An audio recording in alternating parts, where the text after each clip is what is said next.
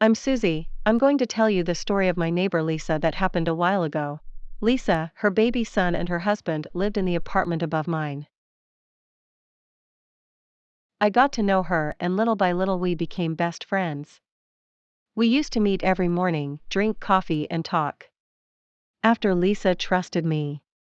She said, "Do you know that my current husband, Liam, is not the father of my son?" Her answer is shocked. What, how? I was married to his friend Dave and I loved my husband very much. But my ex-husband, Liam and another friend had a car accident, and my husband died and I was in the late months of pregnancy. Liam was very sad about the death of his friend and told me that my husband Dave, in his last moments, recommended him to take care of me and my son.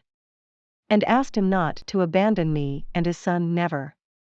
I married him after I was born. Despite my love for my ex-husband, I agreed to marry Liam. I said to myself, he will be a father to my son. I also get rid of the rule of my brothers and me and my son. I told her that your story is strange. How did you marry him without loving him? When we came to live here, we were newlyweds, but we didn't celebrate in honor of my dead husband. Not a year has passed since his death. A year later, I visited Lisa and found her in a very bad psychological state. I asked her a few times what's wrong with her. She was saying nothing. I insisted a lot for her to say what's wrong with her. I was visited by a person in the absence of my husband named Sam, my husband's owner, and he was with them during the accident. Sam and Liam had minor bruises. What did he say to turn your life upside down? You have told me a tragic news. And when she calmed down a little, she completed. He told me the accident was staged by Liam. He planned everything and agreed with Sam to help him carry out his plan. I asked her why he did this. She replied, on that day, my late husband received a large sum, which was his share from his father's heirs. So Liam and Sam plotted to get rid of my husband so they could take his money. They agreed that Liam would give Sam a third of the amount. Liam took the full amount and didn't give Sam. Sam tried to call Liam, but Liam changed his phone number and where he lives. He searched for him for a long time until he found this house of ours and came to tell me and take revenge on Liam. I'm going crazy. For several days I can't sleep and my mind is busy. I can't believe that I am married to a man who caused me to be widowed, and my child was orphaned. How stupid you are. All this time he cheated on me. I don't know what to do. Should I tell him I knew everything and ask for a divorce? No, I will not divorce him. I must avenge my late husband.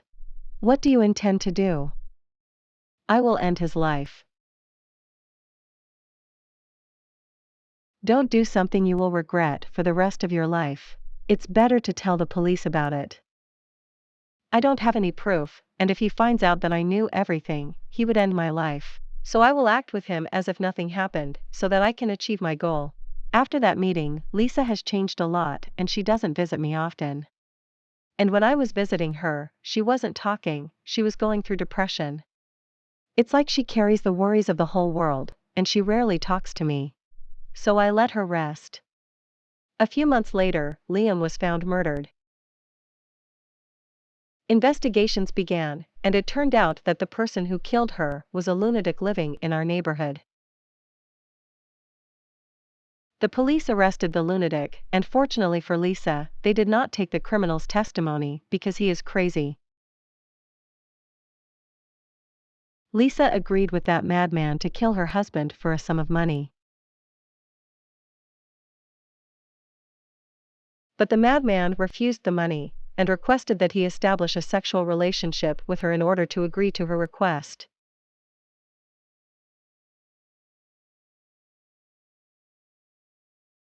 I agreed on the condition that no one would tell about the agreement.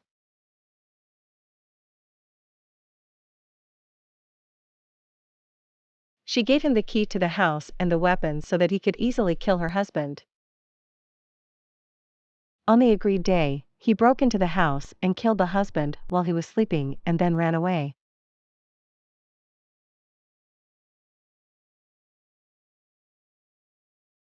The madman was hallucinating and saying in front of people that he was the one who killed Liam. According to the law, he is not held accountable because he is incompetent and has been placed in a mental hospital. Fortunately for Lisa, the testimony of the insane was not taken against her, which is why she chose him to kill her husband. Lisa lived regretting her heinous act that she slept with that lunatic. But at the same time, she lived happily with her son.